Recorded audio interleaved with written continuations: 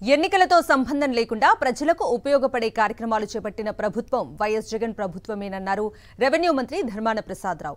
విశాఖ జిల్లా గాజువాకలో పేదలకు ఇళ్ల పట్టాలు పంపిణీ చేసిన కార్యక్రమంలో ఆయన పాల్గొన్నారు.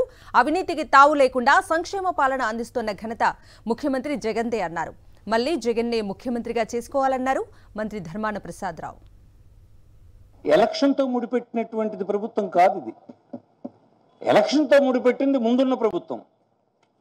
నీకు ఇంకా లోపుకెళ్ళి నేను చెప్పాలంటే ఓటింగ్ ఇంకా 15-20 రోజుల్లో జరుగుద్దంటే బస్సుల్లో తీసుకొచ్చి 4,000 రూపాయలు పసుపు కుంకుమని అకౌంట్లో వేసినటువంటి దౌర్భాగ్యం పరిస్థితి ఆనాటిది. ఈనాడు ఆ పరిస్థితి కాదు. ఎన్నికైన ప్రభుత్వం ఏర్పడిన మొదటి రోజు నుంచి తన ఎన్నికలకు ముందు ఏ విషయాలను చెప్పాడో అది అమలు చేసుకుంటూ వచ్చాడు. 30 లక్షల మందికి ఇళ్ల స్థలాలు ఇచ్చారు. మనం ఎప్పుడైనా ఈ రాష్ట్రం ఏర్పడిన తర్వాత ఎరుగుదామా? 12,800 కోట్ల రూపాయలు బడ్జెట్లో పెట్టి ప్రైవేటు వ్యక్తుల దగ్గర భూమి కొని 32 లక్షల మందికి పట్టాలు ఇచ్చే కార్యక్రమం చేస్తాం. ఇలాంటి నిర్ణయాల వలన ప్రజల తాలూకా సామాజిక స్థితిని, భూమి మీద వాళ్ళకి పూర్తి హక్కుల్ని కలిగించేటువంటి కార్యక్రమం ఇప్పుడు మీలాగే ఇలాగా రాష్ట్రం అంతా ఇవి చేశాం. అవి ఎన్నికల కోసం చేసినవా?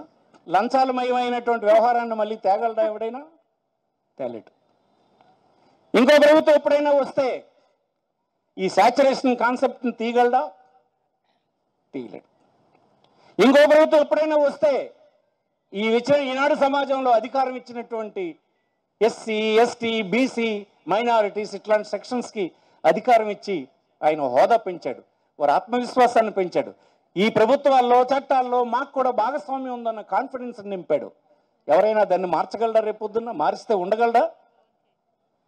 బెస్ట్ ప్రాక్టీసెస్ అన్నిటిని తెచ్చాం.